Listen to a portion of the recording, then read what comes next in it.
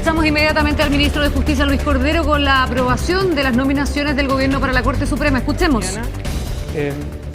Luego de 3 intentos al menos de poder legislar en legislación antiterrorista.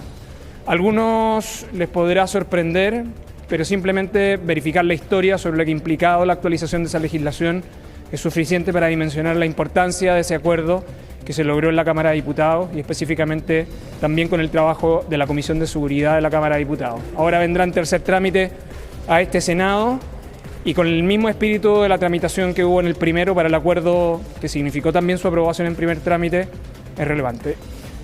Eso en la mañana y en la tarde, el debate que ustedes han sido testigos durante el día de hoy para las 2 propuestas del presidente de la República a la Corte Suprema, la ministra Jessica González y la ministra Mireya López, y también la propuesta a fiscal judicial de la Corte Suprema del ministro Jorge Pizarro. La importancia del acuerdo es significativo en 2 dimensiones. Primero, no solo por el momento que vive la Corte Suprema, por la señal que es indispensable, tal como le planteó el Ejecutivo a este Senado, sobre el normal funcionamiento del servicio judicial, pero también porque era la oportunidad, y es la oportunidad, para abordar algunos aspectos centrales del sistema de nombramiento, sin desmejorar de aquellos que sí son activos permanentes, como el escrutinio, al cual están sometidos las propuestas del Ejecutivo el día de hoy. A propósito de esta discusión, ya la transitó simplemente de cuáles eran los méritos de 3 jueces y juezas que tienen más de 30 años de carrera judicial. Sus méritos son ampliamente conocidos. Nosotros hace un mes expusimos en la Comisión de Constitución y detallamos el carácter judicial de cada una de ellas. Durante el periodo de su nominación ha estado esta crisis que ha afectado al Poder Judicial y es evidente que no solo este Congreso, este Senado, sino que también la prensa ha hecho un escrutinio de cada uno de ellos.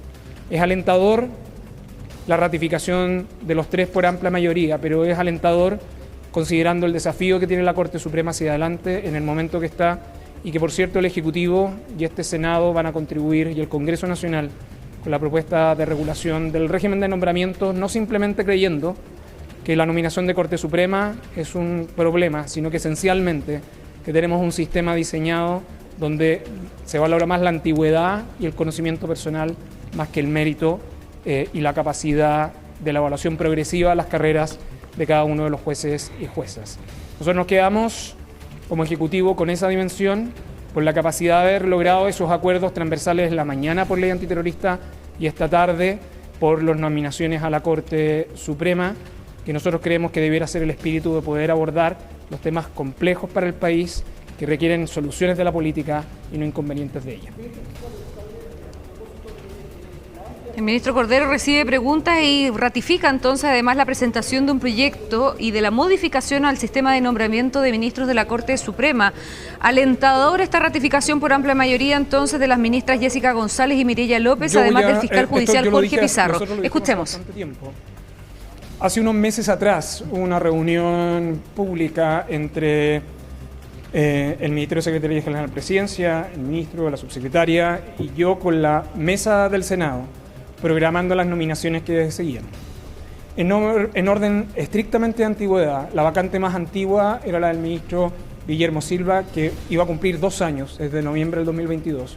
La siguiente era la de fiscal judicial de agosto, la tercera era la vacante del ministro Brito, que era de octubre del año pasado, y la última la del ministro Dam, que es de diciembre. Y este año tendremos ahora en octubre la vacancia del ministro Fuentes. La decisión del Ejecutivo fue estrictamente en orden cronológico y siempre respetando un principio que es esencial. Y el principio es esencial, que nosotros hemos defendido desde el año pasado con el agrupamiento de nominaciones. Y es que cada institución tiene que ser evaluada en su mérito. El acuerdo era primero avanzar con las nominaciones que en agenda correspondían a la Corte Suprema, que son las 3 que ustedes han visto, y a continuación la normalización del resto de las instituciones. Yo solo quiero recordar que nosotros tenemos pendiente el cargo de Contraloría, sino que también al menos 5 cargos de Tribunal Ambiental, y el Ejecutivo va a continuar con ese proceso de nominación. Sobre su consulta, yo me quiero hacer cargo en específico. La inquietud planteada durante los procesos de nominación por parte de los senadores y las senadoras para esta nominación estuvo focalizada en la propuesta que el Ejecutivo está trabajando en materia de nominaciones a la Corte Suprema. Si ustedes escucharon mi intervención, la exposición final en cuál es la orientación que tiene el Ejecutivo, separar nombramientos de administración, considerar el mérito como factor relevante, eliminar los abogados integrantes y regular conflictos de intereses, fueron los temas que en general, pero también en detalle, nosotros le explicamos a los senadores y senadoras. La inquietud que tenían los senadores y senadoras es que el Ejecutivo planteara un mecanismo concentrado, no consideráramos lo que sucedía aguas abajo. Esas fueron las conversaciones que han existido y tal como el Ejecutivo ha señalado, y ha sido también instruido por el Presidente de la República, nosotros, antes del 15 de octubre, nosotros vamos a tener presentado el proyecto de ley de reforma. Ahora, dicho esto, ¿cómo? Nosotros queremos ser muy enfáticos en un aspecto. Hay que evitar reducir el debate de nombramientos judiciales a una cuestión como si fuera estrictamente la Corte Suprema. Lo he dicho en otras oportunidades, yo lo volví a insistir ahora. Uno de los temas centrales que nosotros tenemos es lo que sucede aguas abajo. Lo voy a decir en los siguientes términos. El único momento en que quienes están en la carrera judicial son evaluados es el momento de su ingreso en el programa de formación. Con posterioridad, para moverse de una plaza a otra o para moverse a ministro de Corte de Apelaciones, además de ser abogado o abogada, además de estar en el escalafón primario, además de ser chileno o chilena, usted tiene que tener curso de habilitación. ¿Hay competencia para cada uno de ellos? No hay competencia, y eso es uno de los problemas que nosotros tenemos en la actualidad. Y creo que es responsable, si vamos a dimensionar un cambio estructural en el sistema de nombramiento, que nos focalicemos en ese tipo de aspectos, y esos son los aspectos que está abordando el Ejecutivo. En segundo lugar, el número de personal en el Poder Judicial es alrededor de 12.000. 2.000 corresponden a cargo del escalafón primario, donde está focalizado este aspecto. ¿Y cuántos corresponden a la situación de ministros, o sea, de jueces de primera instancia y secretarios, que es un cargo en extinción, pero que está homologado a esos alrededor de 1.600? Lo que quiero decir es que es de responsabilidad pública no solo preocuparse del proceso de nominación acá, que tiene un escrutinio, sino que sobre todo el proceso de nominación que tiene en el proceso de nombramiento. Si para algo sirvió este proceso de nominación, fue para tener una conversación franca sobre todo el mecanismo de nombramiento del Poder Judicial.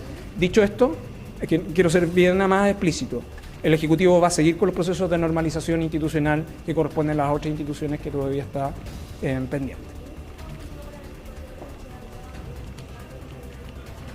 Detalles entonces del ministro Cordero frente a lo que ha sido la aprobación por parte del Senado de manera bastante amplia de las cartas que tenía el gobierno para reemplazar los 2 cupos vacantes de la Corte Suprema. Estamos hablando de las ahora magistradas Jessica González y Mireya López, que han sido ratificadas por el Parlamento y por el Senado, y además del fiscal judicial Jorge Pizarro. Parte de lo que ha dicho el ministro además es que ha ratificado que se va a presentar ahora en octubre un sistema de modificación al sistema de nombramientos de ministros de la Corte Suprema. Y lo que ha dicho el ministro, ojo con esto, es que no solamente se va a focalizar en la designación de los ministros, sino que también en la designación de otros cargos también de importante índole. Vamos a seguir cubriendo esa información con nuestros equipos en el Congreso. Por ahora nos vamos a la pausa.